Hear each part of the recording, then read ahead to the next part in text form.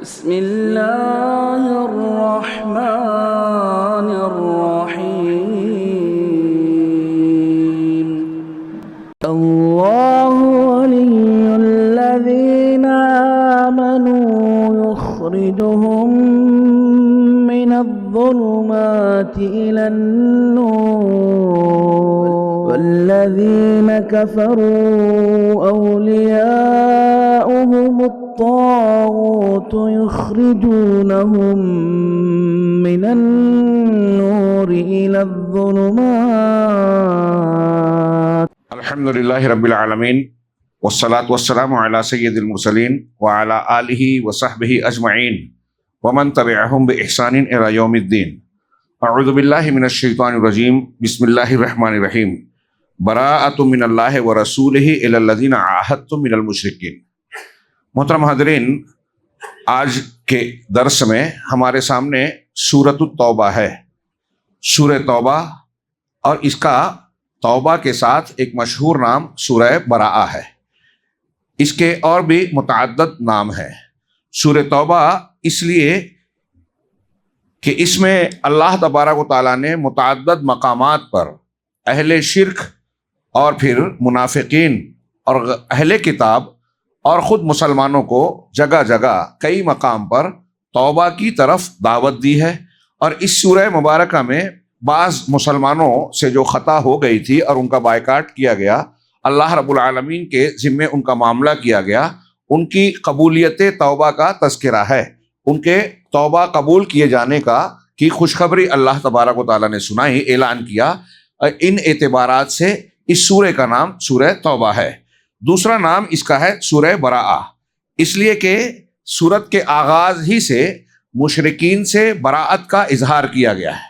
یہ کہا گیا کہ اللہ اور اس کے رسول بری ہیں، بیزار ہیں، وہ تعلق توڑ رہے ہیں ان لوگوں سے جنہوں نے شرک کیا، مشرکین سے۔ اور پھر اتنا ہی نہیں بلکہ سورہ مبارکہ کے مضامین میں ہم آگے دیکھیں گے کہ شرک اور کفر کرنے والے مختلف طبقات جو پائے جاتے ہیں، ان سے براءت اور بیزاری کا، بے تعلقی کا اظہار کیا گیا ہے۔ بلکہ یہ کہا جا سکتا ہے کہ اس سورے کا محوری اور مرکزی عنوان ہی، بنیادی موضوع ہی مشرکین سے براءت کا اظہار اور تمام لوگوں کے لیے توبہ کا دروازہ کھلا ہونا، یعنی دونوں ناموں کی مناسبت اس میں آ گئی، سورۃ التوبہ، سورہ براءت۔ براءت لا تعلقی، تو تمام مشرکین سے، کفر اور شرک اختیار کرنے والوں سے اللہ اور اس کے رسول براءت کا اظہار کر رہے ہیں۔ گویا ہمیں بھی تعلیم دی جا رہی ہے کہ ان سے ہمارا دلی تعلق نہیں ہونا چاہیے۔ تو تمام ہر قسم کے مشرکین، جو کھلے مشرک اور کافر ہیں، جو منافق ہیں، ان کا نفاق اگر ظاہر ہو گیا ہو، اہل کتاب ہو، یا ہمارے اپنے رشتہ داروں میں کوئی ایسا شخص ہو جو قرآن و حدیث کی تعلیمات کے برخلاف کھلا ہوا شرک اکبر اور کفر اکبر کا ارتکاب کرتا ہے، تو اگرچہ رشتہ داری اور دنیاوی امور میں شریعت نے اجازت دی ہے کہ ان کے ساتھ ان کے رشتے اور حقوق کے اعتبار سے حسن سلوک، معاملات اچھے کیے جائیں، لیکن اللہ اور اس کے رسول کے مقابلے میں ان سے محبت کا تعلق نہ رکھا جائے، ان سے دلی ہمدردی نہ رکھی جائے، اور پھر ان کو تعلیم دی جائے کہ آپ اللہ تبارک و تعالیٰ کی طرف رجوع کر لیں۔ اللہ نے تمام لوگوں کے لیے توبہ کا دروازہ کھلا رکھا ہے۔ اس کا ایک نام مقشقشہ بھی ہے، یعنی چھٹکارا دلانے والی، اس لیے کہ یہ اس صورت میں وہ مضامین ہیں، توبہ کی وہ تعلیم ہے، ایمان کی وہ ترغیب ہے، جسے اختیار کرنے پر اہل شرک اور اہل نفاق کو خلاصہ اور چھٹکارا مل سکتا ہے، دنیا کی مصیبت سے بھی اور آخرت کی۔ فاضحہ ایک نام ہے اس کا خاص طور سے تذکرہ کیے جاتے ہیں، اگرچہ یہ نام بہت مشہور نہیں ہے، لیکن اہل علم اور اہل تفسیر اس نام کا بطور خاص ذکر کرتے ہیں۔ فاضحہ ہم اردو زبان میں فضیحت کا لفظ استعمال کرتے ہیں، فضح یفضح، رسوا کرنا، فضیحت کرنا۔ اس کا مضمون یہ ہے کہ اس سورہ مبارکہ میں منافقین کے تعلق سے بطور خاص اللہ تبارک و تعالیٰ نے ان کی فضیحت کی ہے، ان کو رسوا کیا ہے، ان کا پردہ فاش کیا ہے، ہم اپنی زبان میں کہہ لیں کہ بھانڈا پھوڑا ہے۔ قدم قدم پر انہوں نے مسجد زرار بنائی، اللہ تبارک و تعالیٰ نے اس کو بے نقاب کیا کہ ان کا اس میں کیا مقصد ہے۔ اللہ کے نبی صلی اللہ علیہ وسلم کو اس میں نماز پڑھنے سے اس سورہ مبارکہ میں روکا گیا، جبکہ آپ نماز پڑھ کے اس مسجد کا افتتاح کرنے والے تھے، آپ کو اس سے منع کیا گیا۔ ان لوگوں نے مختلف موقعوں پر مختلف پروگرام بنایا، ان لوگوں نے تبوک کا غزوہ ہوا، جنگ ہوئی، اس میں سارے لوگ اللہ کے رسول نے عام اعلان کیا تھا، سارے مستطیع لوگوں کو اس میں شرکت کرنا لازمی تھا۔ منافقین نے بہانے بازیاں کی، اور جب آپ لوٹے تو جھوٹ بول کر اپنا عذر پیش کیا۔ جن مسلمانوں نے سچ بولا ان کا بائیکاٹ کیا گیا، جن نے جھوٹ بول کر اپنا عذر پیش کیا ان کو اللہ کے رسول نے چھوڑ دیا۔ لیکن اللہ تبارک و تعالیٰ نے سچے مسلمانوں کی بعد میں توبہ قبول کی اور ان منافقین کے بھانڈے کو پھوڑا۔ ان منافقین نے اس سورہ مبارکہ میں بتایا گیا کہ مختلف موقعوں پر اللہ کی آیتوں اور رسول کا مذاق اڑایا، اور پھر یہ کہنا شروع کیا کہ ہم تو بس یوں ہی بغیر کسی عقیدے کے کھیل تماشے کی باتیں کر رہے تھے۔ اللہ تبارک و تعالیٰ نے ان کا بھانڈا پھوڑا اور کہا کہ تم عذر نہ پیش کرو، اللہ کی آیتوں سے، اس کے رسول اور اس کے اللہ کی ذات سے، اس کی آیتوں اور رسول کا استہزاء کرتے ہو، کیا تمہیں یہی چیزیں ملی ہیں؟ اللہ نے آگے کہا کہ اب بہانے بازی اور عذر پیش مت کرو، تم نے ایمان لانے کے بعد کفر کیا۔ یہ میں نے 2-3 مثالیں دی، ایسے مختلف معاملات میں اللہ تعالیٰ نے ان کی خصلتوں کو، ان کی صفات کو بھی بیان کیا اور انہیں بے نقاب کیا، رسوا اور ذلیل کیا کہ یہ مسلمانوں کے بیچ میں رہنے والے آستین کے صاف ہیں، جن کے اندر اسلام کی، اللہ رب العالمین کے دین کے لیے اپنے آپ کو قربان کرنے کی صفت نہیں ہے، مسلمانوں سے بھائی چارہ اور دوستی ہمدردی نہیں رکھتے، بلکہ یہ مسلمانوں کے بیچ رہ کر بھی ایسے اوصاف رکھتے ہیں جو مسلمانوں کے نہیں ہیں، برائیوں کا حکم دیتے ہیں، نیکی سے روکتے ہیں، اپنے ہاتھوں کو ہے مٹھی کو باندھ کے رکھتے ہیں، اللہ کے راستے میں خرچ نہیں کرتے، اور اس کے بالمقابل جب مال غنیمت لینا ہو، کہیں فوٹو کھنچوانا ہو آج کی زبان میں، تو یہ پیش رہتے ہیں، نمازوں میں پیچھے ہیں، جہاد میں پیچھے ہیں، لیکن مال غنیمت لینے کے لیے، فائدے حاصل کرنے کے لیے یہ آگے رہتے ہیں۔ اس طرح کی باتوں کے ذریعے سے اللہ تعالیٰ نے اس سورہ مبارکہ میں مشرکین کی فضیحت کی ہے۔ اسی طرح مبعثرہ یعنی منافقین کی صفات کو اور ان کی برائیوں کو بکھیرنے اور لوگوں کے سامنے پیش کرنے والی سورہ بحوث، اس لیے کہ یہ منافقین اور مشرکین کی خانہ تلاشی کرتی ہے اور ان کے دلوں میں چھپی ہوئی قدورت اور مسلمانوں کے خلاف بغض اناد کو بے نقاب کرتی ہے۔ ایک نام اس کا مدمدمہ بھی ہے، جس کا معنی ہوتا ہے ہلاک کرنے والی، یعنی یہ اس میں ایسے مضامین ہیں جس کے سبب سے مشرکین کی ہلاکت ہوتی ہے۔ یہ ان 7 طویل صورتوں میں سے آخری صورت ہے جس کے بارے میں آپ نے بار بار روایت سنی کہ جو ان کا علم حاصل کرے گا وہ حبر ہوگا، عالم ہوگا۔ شروع میں اس سورہ مبارکہ کے آغاز میں بھی مشرکین سے براءت کا اظہار ہے اور حکم ہے کہ براءۃ من اللہ ورسولہ الی الذین عاہدتم من المشرکین، اللہ اور اس کے رسول کی براءت اور بیزاری کا اعلان ہے ان لوگوں کے حق میں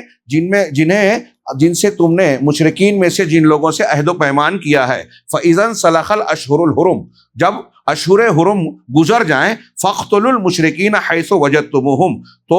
مشرکین جہاں کہیں ملیں انہیں قتل کر دو، وَخُذُوهُمْ وَاحْصُرُوهُمْ وَاقْعُدُوا لَهُمْ كُلَّ مَرْصَدٍ، اور انہیں پکڑ لو، گھیر لو اور ہر گھات کی جگہ پر بیٹھ جاؤ۔ فَإِن تَابُوا، اگر وہ توبہ کر لیں، دیکھیے توبہ کا ذکر آیا، وَأَقَامُوا الصَّلَاةَ، نماز قائم کرنے لگیں، وَآتَوُا الزَّكَاةَ، اور زکوٰۃ ادا کر دیں، تو اب توبہ یعنی اسلام کا قبول کر لینے سے ان کی توبہ ہوگی، اور اب نماز اور زکوٰۃ کو ادا کرنے لگیں تو یہ نشانی ہوگی کہ وہ مسلمان ہیں۔ جب ایسا ہو فَخَلُّوا سَبِيلَهُمْ، تو ان کا راستہ چھوڑ دو۔ ان اللہ غفور رحیم، یقیناً اللہ خوب بخشنے والا اور رحمت کرنے والا ہے۔ یہ 4 مہینے جب اشہر حرم گزر جائیں تب یہ کرنا، اور انہیں حکم دیا گیا کہ یہ تم کو 4 مہینے کی مہلت دی جا رہی ہے۔ یہاں کوئی یہ نہ کہے کہ دیکھیے مسلمانوں کو یہ حکم دیا جا رہا ہے کہ جہاں کہیں یہ ملے مار دو، یہ عام حالات کی بات نہیں ہے، ہر حالات کی بات نہیں ہے، اور صحابہ کرام کو بھی جو ہے ہر حال میں یہ حکم نہیں دیا گیا۔ یہ مخصوص حالات میں جب مشرکین نے بدعہدی کی تھی،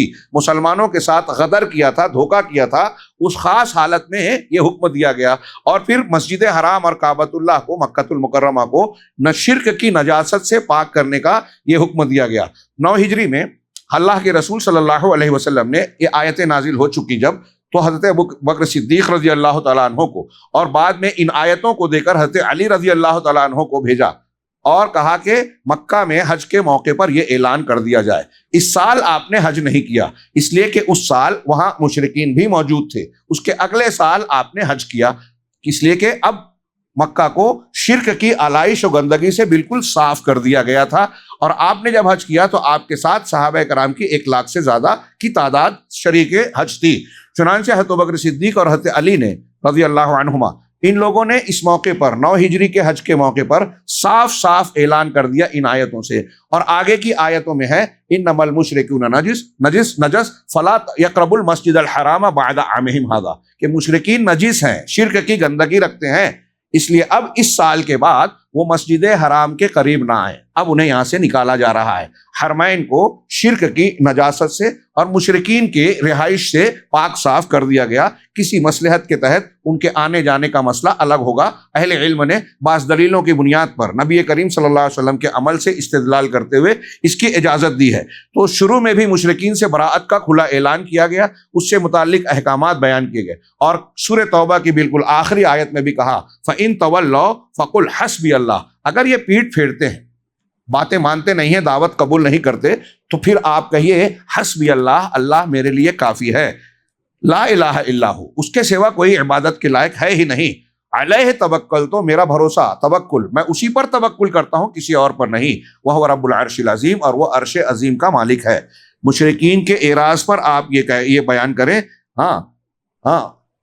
اس آیت کو میں ضمناً ذکر کر دوں کہ ایک حسن درجے کی مسند احمد کی ایک روایت ہے کہ صبح میں 7 مرتبہ حسبی اللہ سے آخر تک، شام میں 7 مرتبہ جو پڑھے گا وہ ہر آفت سے اللہ تعالیٰ اس کے مشکل کاموں کو آسان کرے گا۔ اہل علم کی ایک جماعت نے اس حدیث کو ضعیف کہا ہے، لیکن بعض محققین نے کہا کہ یہ حسن درجے کو پہنچتی ہے۔ اللہ تبارک و تعالیٰ نے اس میں بھی گویا مشرکین سے لا تعلقی کا اظہار کیا۔ گویا اس پورے احکام کو دیکھیں کہ جہاں پوری سورہ توبہ کو، کہ جہاں یہ مشرکین سے، اسلام دشمنوں سے لا تعلقی اور عدم تعاون کی تعلیم دیتی ہے، وہیں مشرکین کے ساتھ ہمارا اور مسلمانوں کا تعلق کیسے ہو، ان کے ساتھ لا تعلقی کا یہ مطلب نہیں ہے کہ ایک مسلمان کسی غیر مسلم کے ساتھ ظلم اور زیادتی کرے، شدت اور سختی کا برتاؤ بلا وجہ کرنے لگے، خاص مواقع کی الگ بات ہے، تو ان کے ساتھ بھی ایک مسلمان کا معاملہ عدل و انصاف اور اصول و ضابطے کا ہونا چاہیے، اور دینی اعتبار سے دل میں ان کے تعلق سے معاملہ کیا ہونا چاہیے، براءت کا، جو اس سورہ مبارکہ کا مرکزی عنوان ہے۔ اس سورت کے موضوعات میں سب سے پہلا مضمون، 1-2 مضمون آج پڑھیں گے، کافی دیر سے شروعات ہوئی ہے، بقیہ انشاءاللہ کل، ارادہ تھا کہ سورہ توبہ آج پوری کر لی جائے، لیکن ہم انشاءاللہ کل اس کی تکمیل کریں گے۔ پہلا مضمون یہ ہے کہ العلاقۃ بین المسلمین والمشرکین، مسلمانوں اور مشرکین کے درمیان تعلق باہم ربط و ضبط کیسا ہو، بہت اہمیت کی حامل بات ہے، اور موجودہ حالات میں ہم ہندوستان میں رہتے ہیں، ایسے کئی معاملات پیش آتے ہیں کہ آدمی یہ سوال کرتا ہے کہ فلاں معاملے میں ہمیں کیا کرنا چاہیے، لین دین میں، کاروبار میں، جس کی اجازت ہے، کئی مرتبہ ایسے مراحل آتے ہیں کہ فیصلہ کرنا مشکل ہوتا ہے۔ ابھی ہمارے ایک بھائی سوال کر رہے تھے، کنٹریکٹر ہیں، کہیں ایسی تعمیرات کرنی پڑتی ہے کہ ہم گھر کی تعمیر کر رہے ہیں، دکان یا کمپنی کی تعمیر کر رہے ہیں، ضمناً اس میں ہمیں مندر بنانا پڑ رہا ہے، تو اب برے کاموں میں تعاون نہیں کرنا چاہیے، ہم کیا کریں؟ تو ایسی کئی دشوار مراحل پیش آتے ہیں معاملات میں۔ ہم دیکھتے ہیں کہ ہمارے اہل سیاست جو ہے، سیاست میں، پارلیمنٹ اسمبلی میں جاتے ہیں، انہیں کئی مراحل ایسے پیش آتے ہیں، اگر ان کے یہاں عقیدے کی مضبوطی اور علم نہ ہو تو کئی ایسے کام کر لیتے ہیں جو اسلامی تعلیم کے خلاف ہوتا ہے، اور انہیں یہ دقت پیش آتی ہے، علماء کرام جب یہ احکامات بتاتے ہیں تو وہ سمجھتے ہیں کہ یہ شدت پسندی ہے، تو وہ دقت کا معاملہ پیش آتا ہے۔ تو پھر رواداری، یکجہتی، ان دونوں کی حدود کیا ہیں؟ کس حد تک ایک مسلمان دوسروں سے رواداری برت سکتا ہے، اور کہاں یکجہتی کا معیار کیا ہے، اور کہاں اپنے تشخص اور اپنی شناخت و اصولوں کا لحاظ کرے گا؟ میں اکثر شاید یہاں اس سے پہلے بھی ذکر کیا تھا، مولانا ابوالکلام آزاد کا بڑا پیارا جملہ ہے، وہ ہمیں یاد رکھنا چاہیے۔ اسلامی تعلیمات کی روشنی میں انہوں نے کہا تھا کہ مصالحت بقائے حق کے ساتھ ہوتی ہے، فنائے حق کے بعد نہیں۔ آپ کسی سے صلح کر رہے ہیں، کسی سے دوستی کا مظاہرہ کر رہے ہیں، تو اس کا مطلب یہ نہیں ہے کہ آپ اپنا حق اپنے دین کی بنیاد کو ترک کر دیں، توحید کے اصولوں کو بالائے طاق رکھ دیں۔ جب آپ اپنے دین کی بنیاد ہی کو کچل دیں گے تو پھر آپ کہاں رہے؟ آپ مسلمان ہی نہیں رہے۔ تو کسی سے رواداری کا یہ مطلب نہیں ہے کہ ہم اپنا دین چھوڑ دیں، اور یہ کام وہ بھی نہیں کرتے، ہمارے مقابل ہے۔ ہاں، کسی نے کہا پارلیمنٹ میں کہ بھائی ٹھیک ہے ہم آپ کے یہاں عید میں آ کے سوئیاں کھاتے ہیں، آپ آ کے ہمارے یہاں تہواروں میں اور پوجا پاٹ کے کام میں شریک ہو جائیں، تو کیا یہ انصاف ہوا؟ آپ ہمیں پوجا پاٹ میں بلا رہے ہیں جس سے ہمارا دین اور ہمارا ایمان ٹوٹ جائے، اور سوئیاں کھا کے دنیا کے معاملے کو صرف کریں؟ نہیں، آپ ہمارے یہاں آنے کے بعد یہ کہیے کہ آپ گائے کو یا بیل کو ذبح کیجئے عید الاضحیٰ کو، اور ہم اس کا گوشت کھاتے ہیں۔ یہ آپ نہیں کریں گے کیونکہ ہم یہ سمجھتے ہیں، اور کوئی مسلمان آپ کو اس کے لیے مجبور بھی نہیں کرتا۔ کیوں؟ اس لیے کہ یہ آپ کے اپنے ذہن اور بنائے ہوئے دین کے مطابق کے خلاف ہوگا، آپ کا دھرم نشٹ ہوگا۔ تو آپ ہمیں ایسے کاموں پر کیوں ابھارتے ہیں رواداری اور یکجہتی کا مظاہرہ کرنے کے لیے، جس سے ہمارے دین اور ایمان کی بنیادوں پر ضرب پڑتی ہے؟ یہ ہمیں سمجھنا ہوگا، اور چاہیے کہ ہمارے اہل علم اور اہل سیاست، ہمارے لیڈران یہ بات مختلف حکمتوں کے ذریعے سے یہاں سمجھائیں، بتائیں کہ مسلمانوں کے تعلق سے بعض فرقہ پرست اس طرح کے سوال اٹھاتے ہیں کہ وہ جواب دینے میں اس طرح اگر آپ صحیح جواب دے دے تو اس پر الزام لگا دیا جائے۔ میں نے شاید پیچھے بھی ذکر کیا تھا پرانی بات، ہاں، آپ کے یہاں کے اویسی صاحب، ان سے ٹی وی چینل پہ سوال کیا گیا، یہ بتائیے، اور کئی لوگوں سے کیا جاتا ہے، مسلمانوں ہی سے کیا جاتا ہے، کہ آپ کے نزدیک شریعت بڑی ہے یا آئین سنویدھان بڑا ہے؟ اب اگر وہ شریعت بولے تو اس پر الزامات لگا کے جو ہے مختلف قسم کے جو ہے بھڑکاؤ بیان دیے جائیں گے، ارے دیکھیے یہ ایسا کہتے ہیں، یہ ملک کے حق میں، وطن کے حق میں وفادار نہیں ہے، وغیرہ وغیرہ۔ سنویدھان کہیں تو دین اور شریعت کی مخالفت ہو گئی، اور یقیناً ہوگی۔ تو سوال یہ ہے کہ ہم ان سے پوچھیں کہ بھائی سپریم کورٹ کے ججوں نے جب یہ فیصلہ کیا کہ بھائی بابری مسجد کی جگہ پر مندر تھا، ایسا کوئی ثبوت تو نہیں ملا، لیکن لوگوں کی آستھا، عقیدت اور اکثریت کی خواہش کو دیکھتے ہوئے یہ فیصلہ کیا جا رہا ہے کہ وہاں مندر بنا دیا جائے، تو آپ نے گویا سنویدھان کو بالائے طاق رکھ کے سپریم کورٹ کے ججوں نے، تو ان کے نزدیک کیا بڑا ہوا؟ اور پھر ایک سوال یہ ہے کہ ہم یہ مانتے ہیں کہ دین اور شریعت کا قانون اللہ نے بنایا جو ہمارا خالق مالک،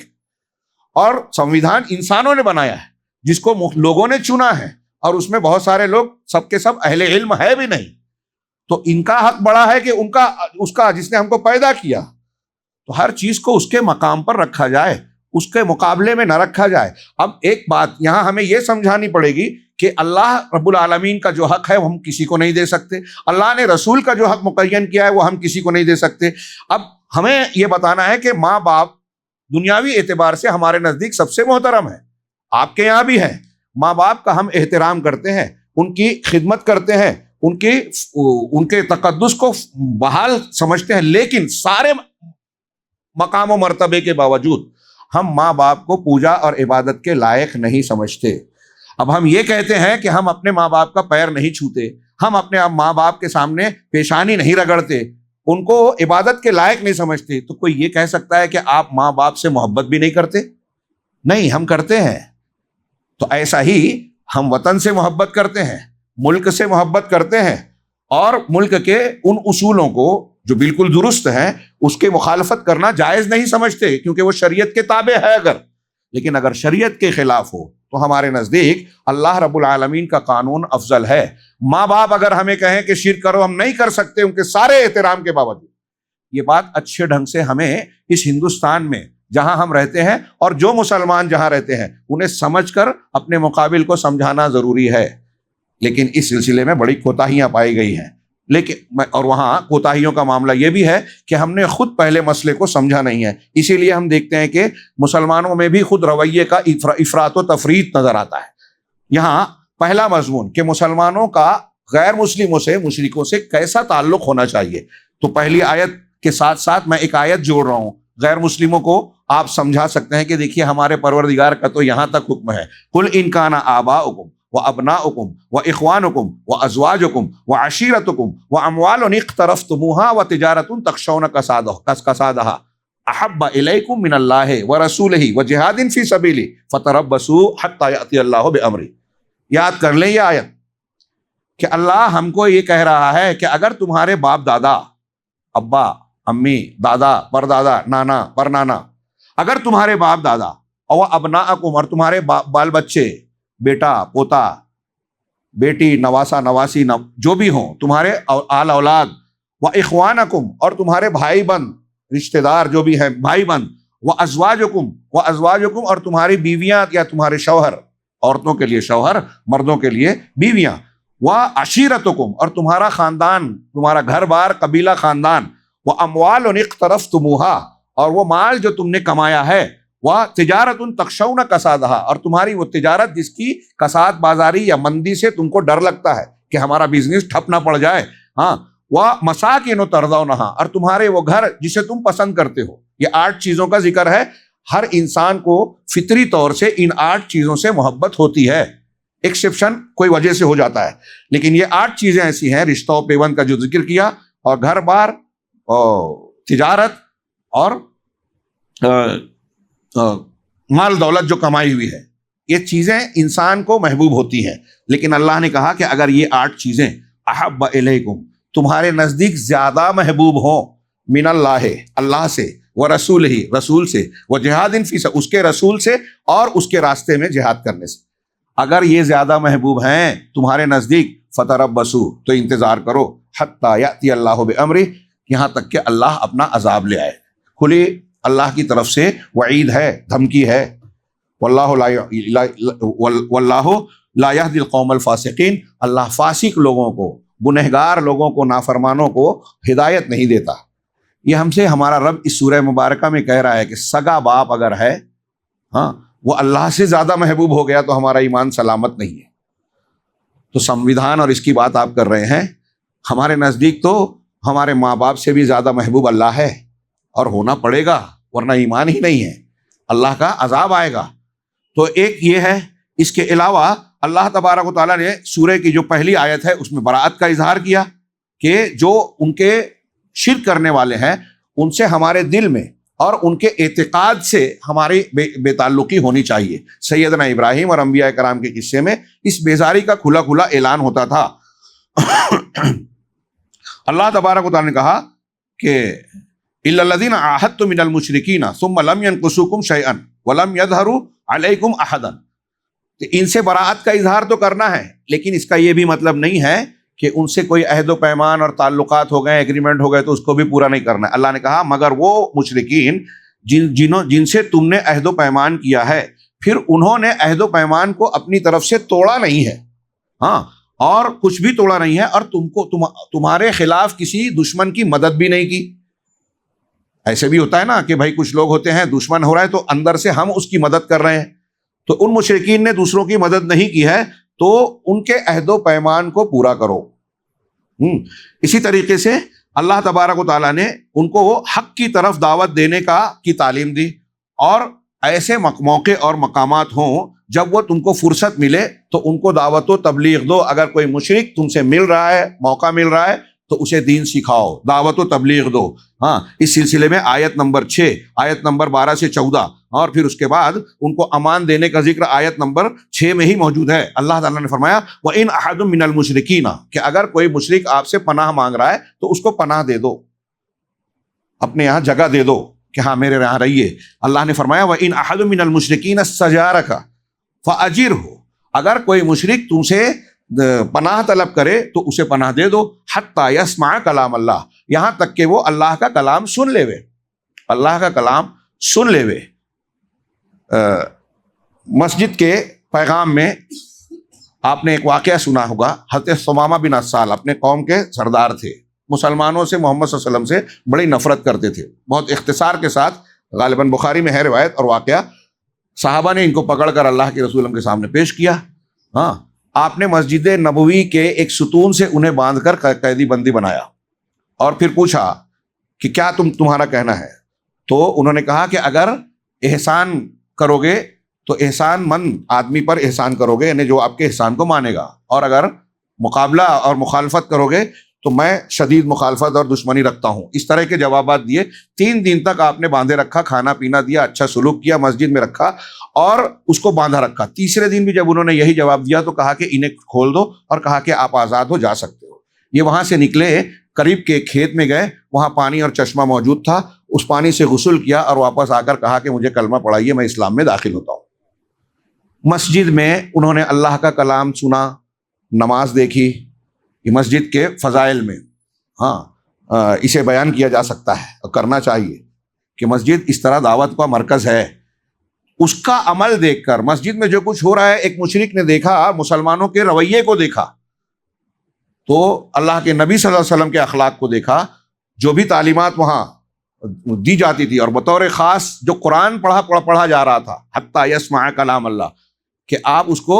اپنے یہاں پناہ دو تاکہ وہ اللہ کے کلام کو سنے، ثم ابلیغہ مأمنہ، پھر اس کے جو امن کی جگہ ہے، ٹھکانہ ہے جہاں وہ محفوظ مانتا ہے، اس کے مقام پر، ٹھکانے پر اسے پہنچا دو۔ ذالک بأنہم قوم لا یعلمون، یہ اس لیے کہ وہ ایسی قوم ہے جو علم نہیں رکھتی۔ ایک بڑا طبقہ نفرت کرنے والا، مخالفت کرنے والا مسلمانوں سے اور اسلام سے اس لیے مخالفت کرتا ہے کہ وہ اسلام کے بارے میں یا تو جانتا ہی نہیں، یا اسے جو بتایا گیا ہے وہ غلط ہے، جیسا کہ آج ہم محسوس کرتے ہیں۔ ہاں، اسی طریقے سے جن لوگوں نے مسلمانوں کے سامنے اپنے آپ کو ڈال دیا، مسلمانوں سے صلح کر لی، ہاں، اگرچہ وہ ایمان نہیں لائیں، تو ان کو ان سے جنگ نہیں کرنی ہے، اس سورہ میں حکم دیا گیا، اور ان سے رک جانا ہے۔ آیت نمبر 29 میں اور 129 میں، قاتل الذین لا یؤمنون باللہ ولا بالیوم الآخر ولا یحرمون ما حرم اللہ فإن تولوا فقل حسبی اللہ، یہ آخری آیت۔ ہاں، من الذین اوتوا الکتاب، ہاں، حتی یؤتوا الجزیۃ عن ید وہم صاغرون، کہ اہل کتاب سے بھی آپ کو یہی معاملہ کرنا ہے، یہاں تک کہ وہ پستی اختیار کر کے آپ کو جزیہ دینے لگے۔ آپ کو جزیہ دے رہے ہیں مطلب آپ کے حکومت اور ماتحتی کو قبول کر رہے ہیں، اب انہیں پریشان نہیں کرنا ہے۔ جزیہ دینے والے اور ذمہ بننے والوں کے تعلق سے بہت واضح احکامات دیے ہیں، اور اللہ کے رسول صلی اللہ علیہ وسلم نے یہاں تک فرمایا کہ اگر مسلمانوں کی حکومت میں کوئی ذمہ رہتا ہے، جس کو ذمہ دے دیا گیا ہے، اور کسی نے اس ذمہ کو ناحق کسی مسلمان نے قتل کر دیا، تو وہ جنت کی خوشبو نہیں پائے گا۔ بخاری کی روایت ہے یہ، وہ جنت کی خوشبو نہیں پائے گا۔ نمبر 2، اس سلسلے میں اللہ کے راستے میں جہاد کرنے اور اس سلسلے میں ترغیب اور ترہیب دینے کی تعلیم بھی اس سورہ مبارکہ میں ہے۔ اور جو لوگ اپنے آپ کو بلا وجہ اس سلسلے میں کہتے ہیں کہ ہم جو ہے نہیں جا سکتے، بہت بوجھل ہیں، منافقین کا ذکر کیا ہے۔ آیت نمبر 38 اور 39 میں آپ پڑھ سکتے ہیں کہ غزوہ تبوک کا حکم ہوا تو یہ بہانے بازیاں کر کے اپنے آپ کو بوجھل بنانے کی کوشش کی کہ ہم نہیں نکل سکتے، ہماری طبیعت ناساز ہے، ہم ایسے ہیں ویسے ہیں، قتال نہیں جانتے، وغیرہ وغیرہ۔ تو ترغیب دے کر یہ کہ تثاقل کا اظہار نہ کیا جائے۔ نمبر 3، نفاق اور منافقین کا جرم اور ان کی صفات کی فضیحت اور رسوائی، ان کو بے پردہ کرنا اور ان کی سازشوں کو بے نقاب کرنا۔ منافقین کی صفات کا میں نے شروع میں کچھ ذکر کیا کہ اس سورہ میں بتایا کہ یہ لوگ المنافقون والمنافقات بعضهم من بعض، یہ منافق مرد اور عورت ایک دوسرے سے تعلق رکھتے ہیں، اور یہ نیکیوں سے یأمرون بالمنکر، منکر کا حکم دیتے ہیں، برائی کا حکم دیتے ہیں، اور نیکیوں سے روکتے ہیں۔ آج ہمارے ہاں جو لوگ گناہ کا حکم دیتے ہیں، اپنے دوستوں سے کہتے ہیں کہ چلو فلاں گناہ کے کام میں شریک ہو جائیں، فلم دیکھیں، یہ گناہ کر لیں، وہ گناہ کر لیں، شراب نوشی کر لیں، تو وہ یوں سمجھیے کہ دوسروں کو منکر کا حکم دے رہے ہیں۔ اور یہ منافقین کی صفت قرآن نے بتائی کہ یہ منکر کا حکم دیتے ہیں، معروف سے روکتے ہیں، اور مسلمانوں پر جگہ جگہ اعتراض کرتے ہیں۔ کوئی بہت سخاوت کا اظہار کر رہا ہے، منافقین نے دیکھا تبوک کے موقع پر ایک صحابی جو ہے بہت سارا مال لا کے انہوں نے دیا جنگ کی تیاری کے لیے، تو کہا کہ ارے دیکھو یہ ریاکاری کر رہا ہے۔ اور کوئی اگر غریب آدمی ہے، اس نے کمایا، کچھ صحابہ ایسے تھے جو رات میں جا کے مزدوری کیے کہ یہ موقع ہے خرچ کرنے کا، میرے پاس کچھ ہے ہی نہیں، مزدوری کی جو ملا آدھا 2 سا ملا، 1 سا جو ہے چندے میں دے دیا، ایک گھر کے لیے لے گئے۔ تو کہا دیکھو اس کے 1 سا 2 سا سے دشمنوں کا کیا بگڑے گا، جو تھوڑا دے رہا ہے اس کا مذاق اڑا رہے ہیں، جو زیادہ دے رہا ہے اس کو ریاکار کہہ رہے ہیں۔ الذین یلمزون المتطوعین، یہ آیت ہے کہ جو لوگ اللہ کے راستے میں رضاکارانہ طور پر خرچ کرتے ہیں انہیں بھی، اور ان پر بھی نقد و تنقید اور جرح کر رہے ہیں جو اپنی محنت اور مشقت کے بدلے کے سوا کچھ نہیں پاتے، ان پر بھی نقد کر رہے ہیں، بیٹھ کر خود کچھ نہیں کر رہے ہیں، لوگوں پر تنقید کر رہے ہیں۔ دیکھیے آج کل ہمارے یہاں سماج اور معاشرے میں ایسے لوگ پائے جاتے ہیں کہ نہیں پائے جاتے، کہ خود دین کے لیے، مسجد کے لیے، امر بالمعروف نہی عن المنکر کے کاموں کے لیے محنت نہیں کر رہے ہیں، دین سیکھنے کا کوئی جذبہ نہیں ہے، قربانی دینے کے لیے کوئی وقت نہیں ہے ان کے پاس، نماز روزے کے لیے وقت نہیں ہے، لیکن جو کرتا ہے اس کا نقد کرنا، کیڑے نکالنا، اس کے اندر خامیاں نکالنا اور تبصرے کرنا، یہ ہمارے یہاں بہت کامن اور عام بات ہے۔ میں ایسا مانتا ہوں کہ یہ ہماری قوم کی پستی اور انحطاط کی ایک بہت بڑی وجہ ہے، بلکہ انحطاط کی ایک بہت بڑی نشانی ہے۔ تو منافقین کے جرائم کو اس سورہ مبارکہ میں بڑی تفصیل سے بنایا گیا ہے۔ اس ضمن میں اہل علم نے لکھا مجموعہ بنا کر کہ نمازوں میں پیچھے رہنا، خرچ کرنے کے مقام پر ہاتھ کھینچ لینا، جہاد کے مقام پر بہانے بازی کر کے گھر میں بیٹھے رہنا، عورتوں کے طریقے کو اختیار کرنا، قربانی کی جگہ پر قربانی نہ دینا، مال غنیمت لینے کے لیے آگے آگے پیش رہنا، کام کرنے والوں پر تنقید کرنا، نماز کے لیے سست روی کا مظاہرہ کرنا، ذکر و اذکار میں پیچھے رہنا، ایسی ان کی صفات۔ مسلمانوں کو کوئی تکلیف پہنچ رہی تو ان کو خوشی ہوتی ہے، اور مسلمانوں کو کوئی غنیمت ملتی ہے تو ان کو دکھ ہوتا ہے۔ مسلمانوں کو کامیاب ملنے پر دکھ کسے ہوگا؟ آج ہمارے یہاں غور کیجیے، ایسے لوگ ہیں کہ نہیں؟ اور مسلمان اگر ترقی کر رہا ہے تو انہیں دکھ ہو رہا ہے، پریشانی میں مبتلا ہو رہا ہے تو انہیں جو ہے خوشی ہو رہی ہے کہ چلو دیکھو اس کو، میں اس سے ناراض ہوں اور اس کو مصیبت اور پریشانی آ رہی ہے تو یہ اس پر اس کو خوشی ہوتی ہے۔ آج کتنے مسلمانوں کے ایسے معاملات پر جس سے ان کو دل میں کینہ کپٹ ہے رشتہ داروں سے، تو وہ تکلیف میں آتا ہے تو ہمیں خوشی ہوتی ہے۔ یہ منافقین کی صفت ہے، مومنین کی بالکل نہیں ہے۔ آیت نمبر 60 میں اللہ تبارک و تعالیٰ نے مصارف زکوٰۃ کا ذکر کیا ہے کہ انما الصدقات للفقراء والمساکین والمؤلفۃ قلوبہم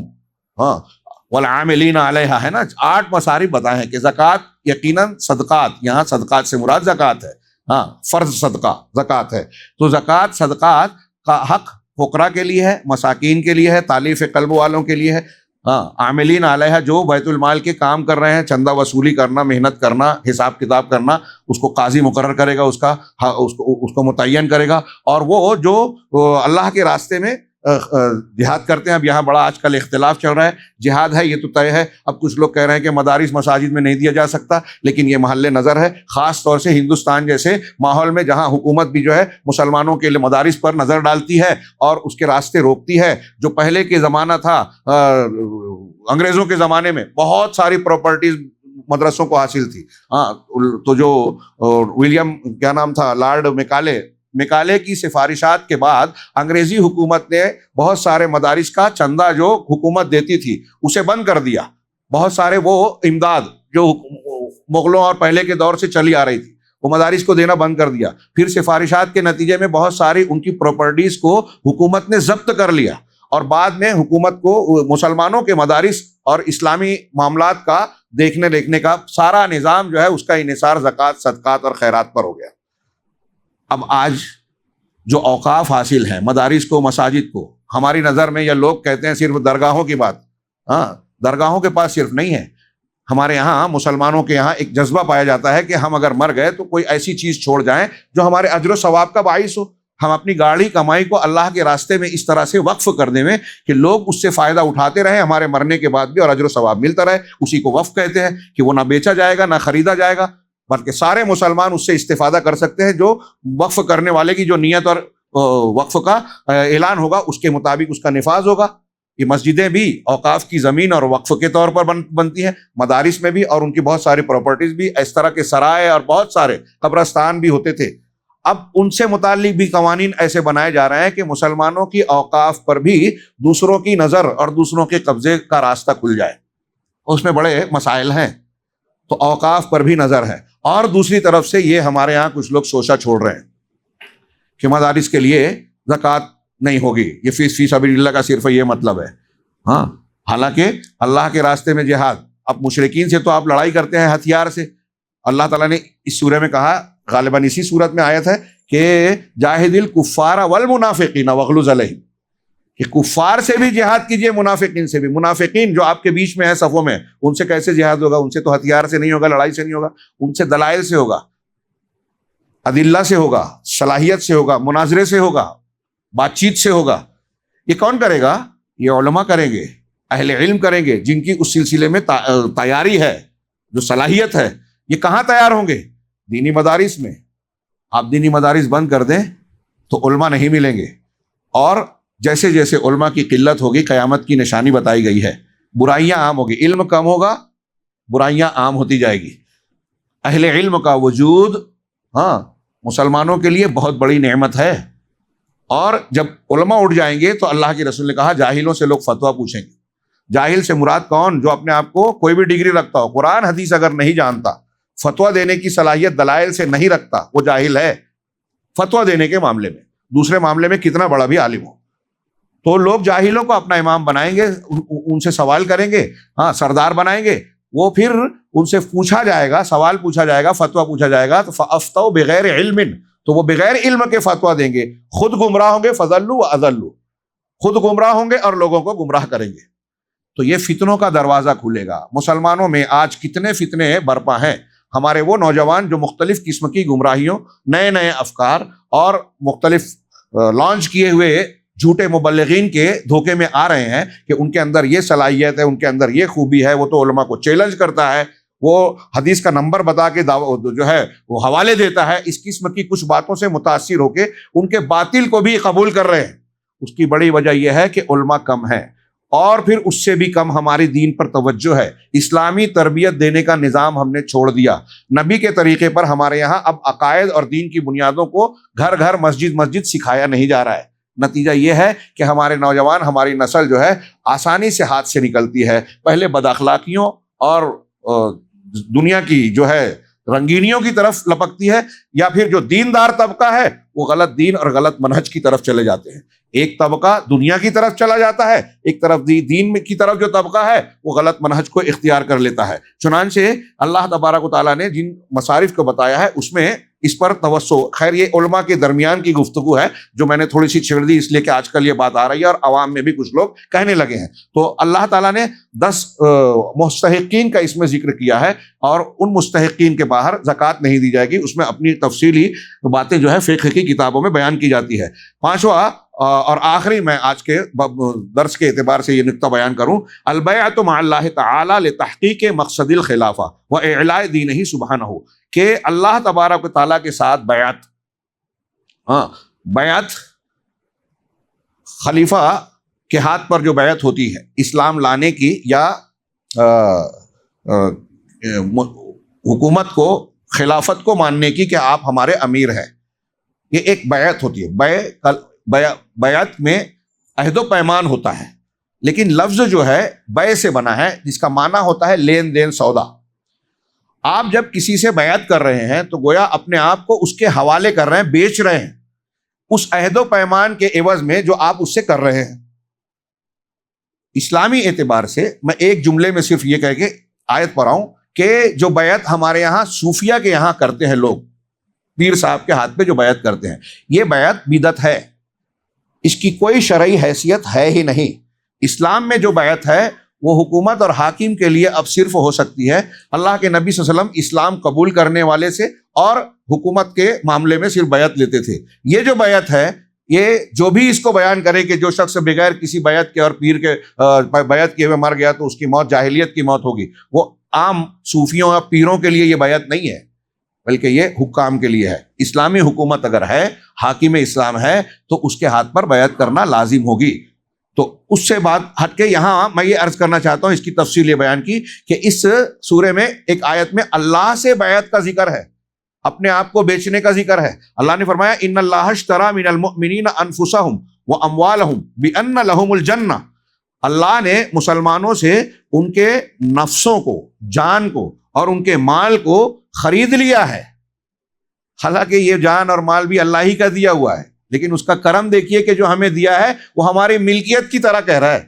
کہ تم کو جو جان ہے، تمہارے پاس جو جان ہے، تمہارا مال ہے، جب تم ایمان والے ہو گئے تو اللہ نے اسے خرید لیا ہے۔ کس بدلے میں؟ کیا اس کا عوض دے گا اللہ؟ بِأَنَّ لَهُمُ الْجَنَّةِ، کہ ان کے لیے جنت ہے۔ یہ جنت اللہ تبارک و تعالیٰ اگر ہم کو دیکھیں تو بہت مہنگی قیمت پر ہماری جان اور مال کو خرید رہا ہے اللہ تبارک و تعالیٰ۔ اس کا جو عوض ہے بہت اونچا ہے، بہت غالی ہے، مہنگا ہے۔ یقاتلون فی سبیل اللہ، وہ اللہ کے راستے میں لڑتے ہیں، فیقتلون ویقتلون، خود بھی قتل کرتے ہیں اور خود بھی قتل کیے جاتے ہیں۔ تو اللہ تعالیٰ نے جنت کا یہ جو وعدہ کیا ہے، وعدن علیہ حقا فی التوراۃ والانجیل والقرآن، یہ اللہ پر سچا وعدہ ہے، توریت میں بھی، انجیل میں بھی اور قرآن میں بھی۔ ومن اوفی بعہدہ من اللہ، اور جو اللہ کی طرف سے اس عہد کو پورا کرے گا، اللہ کا اس کے وعدہ پورا کرے گا، فاستبشروا ببیعکم الذی بایعتم بہ، تو اس بیع اور سودے پر تم خوش ہو جاؤ جو تم نے اللہ سے کیا ہے، وہ سودا جو اللہ سے کیا ہے اس پر خوش ہو جاؤ۔ ذالک هو الفوز العظیم، یہ بہت عظیم اور بڑی کامیابی ہے۔ اللہ تبارک و تعالیٰ نے مقصد خلافت اور اعلاء دین کے لیے اپنی اس بیعت کا اس سورہ مبارکہ میں ذکر کیا ہے۔ انشاءاللہ کل جو ہے ہم اس میں کچھ اہم ترین فوائد اور لطائف پر گفتگو کریں گے، خاص طور سے مشرکین کے تعلق کے متعلق الگ الگ لوگوں سے کے بارے میں جو اس آیت اس سورہ مبارکہ میں کہا گیا ہے کہ کس طریقے سے آپ کو لا تعلق ہونا چاہیے۔ نبی کریم صلی اللہ علیہ وسلم کو کس طرح سے کہا گیا کہ آپ کا رشتہ دار بھی شرک پر مر رہا ہے تو آپ اس کے لیے استغفار نہیں کر رہے ہیں، آپ کے سچے صحابی کے باپ کا انتقال ہو رہا ہے تو آپ کو اس کے لیے نماز جنازہ پڑھنا جائز نہیں ہے، منع کر دیا گیا، اور پھر دوسرے بھی احکامات بڑے اہم بیان کیے گئے ہیں۔ اس لیے بھی کہ یہ سورت بالکل آخر میں نازل ہونے والی طویل سورت ہے۔ مکہ میں، مدینہ میں ابتدائی سورت جو ہے جو نازل ہوئی لمبی، وہ سورہ انفال ہے جو غزوہ بدر کے تناظر میں تھی، اور آخر میں جو نازل ہوئی لمبی سورت وہ غزوہ تبوک کے تناظر میں سورہ توبہ ہے۔ دونوں کا تعلق، اور سورہ توبہ اور سورہ انفال کا تعلق بھی انشاءاللہ کل ہم اس پر گفتگو کریں گے۔ اللہ تعالی ہمیں قرآن فہمی اور اس پر عمل کرنے کی توفیق عطا فرمائے۔ وآخر دعوانا الحمدللہ رب العالمین، وصلی اللہ علی نبینا محمد۔